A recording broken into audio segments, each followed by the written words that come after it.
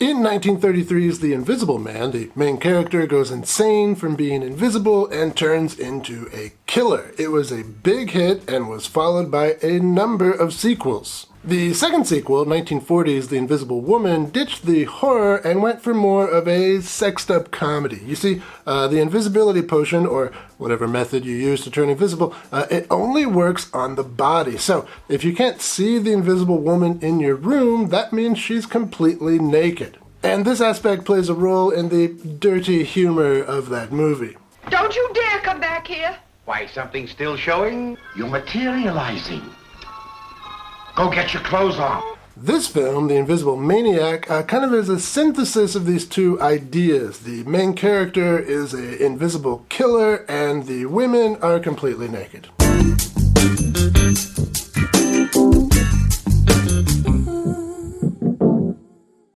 Welcome to Exploitation Reviews, and me, Rob, and today I'm taking a look at the horror/teen sex comedy The Invisible Maniac from 1990. And we open exactly like Pieces did a few years earlier, with a young boy with interest in the female form, and he's peeving on some boobs, and he's caught and chastised by his mother for being a sick pervert. I don't think this is a reference to Pieces, it's just that I think that the audience for this kind of movie, teens spending money to rent VHS tapes, can relate to self-righteous parents. Luckily for my teen children, I worship at the altar of the cramps. I got my own ideas about the righteous kick. You can keep the reward, I just as soon stay sick. Unfortunately for my kids, VHS rental stores don't exist anymore, and this type of sleazy, fun movie is difficult to find on streaming services. I don't want to be one of those old guys who's like, oh, back in my day, things were better. But man, back in my day, things were better.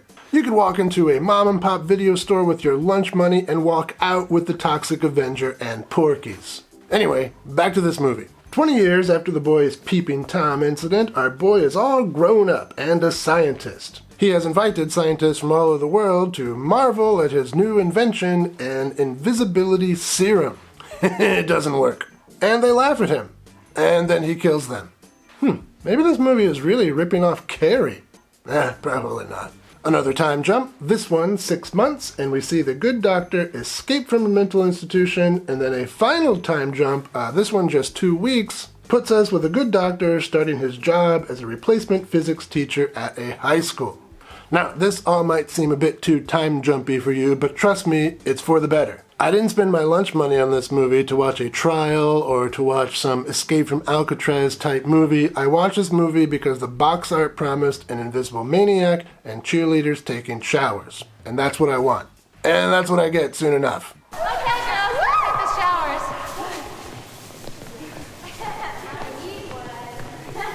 Meanwhile, with our scientist, after a few trials with his pet rabbit, he does perfect his invisibility serum. Our doctor first uses his serum to sneak into the bedroom of one of his students. And man, this was lunch money well spent.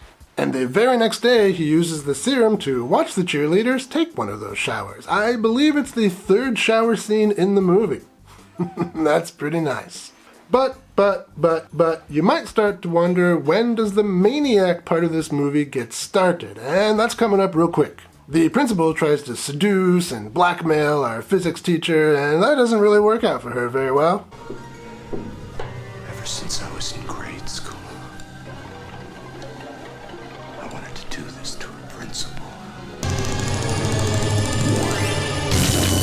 And when the physics teacher returns to his room, he's caught in a student prank and snaps. He locks everyone in the school and gets to the killing. But that's enough out of me as far as plot goes. Let's talk some highlights. Oh man, there is a lot of nudity in this movie.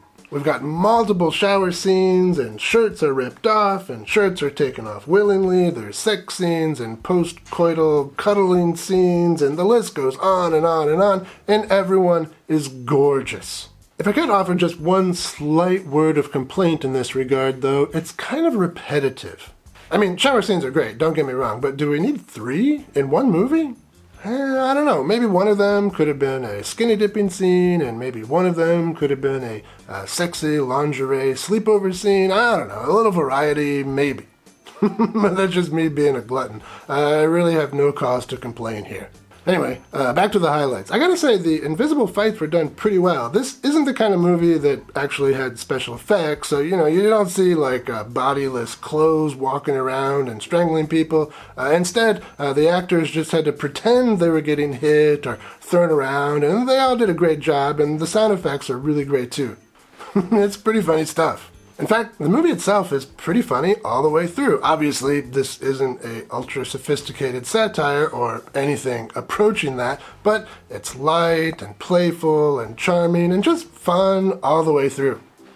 As a final highlight, most of the kills in this aren't very good, but there is one that involves some water and some electricity, and this is just a perfect excuse to get some really nice jiggling on the screen. But I wouldn't say the movie is perfect. Like a skinny scientist invisibly undressing one of his students, it has some shortcomings. Now, I know I said at the beginning of the review that the movie gets started pretty quickly, and it does, but I do wish it had got started with the invisibility part sooner. I think it's about an hour into the movie when he finally perfects the invisibility serum, and then it's a mad dash through Act 3 to the end, and Act 3 is great. I have no complaints about that, but I do kind of wish we had gotten more Invisible Maniac action sooner. I would have also liked to see just a little bit more effort put into the special effects. I know this was probably a super low-budget movie, but still, the effects in 1933's The Invisible Man are better, and that movie is like 60 years older than this thing. Oh, well, I know it's not what they were going for, but still, they could have maybe done a little bit more. Some people might be disappointed in the horror aspects of this film. It's not really much on the horror side. All the kills are basically off screen, except for that one, jiggly one. But this didn't bother me at all. I was hoping for more of a Porky's or Screwballs kind of movie instead of a Friday the 13th kind of movie, and that's exactly what I got. Despite its shortcomings, this is a really fun movie, and I definitely recommend you check it out, especially if you, like me, think that a mindless piece of trash cinema with tons of nudity is well worth your lunch money.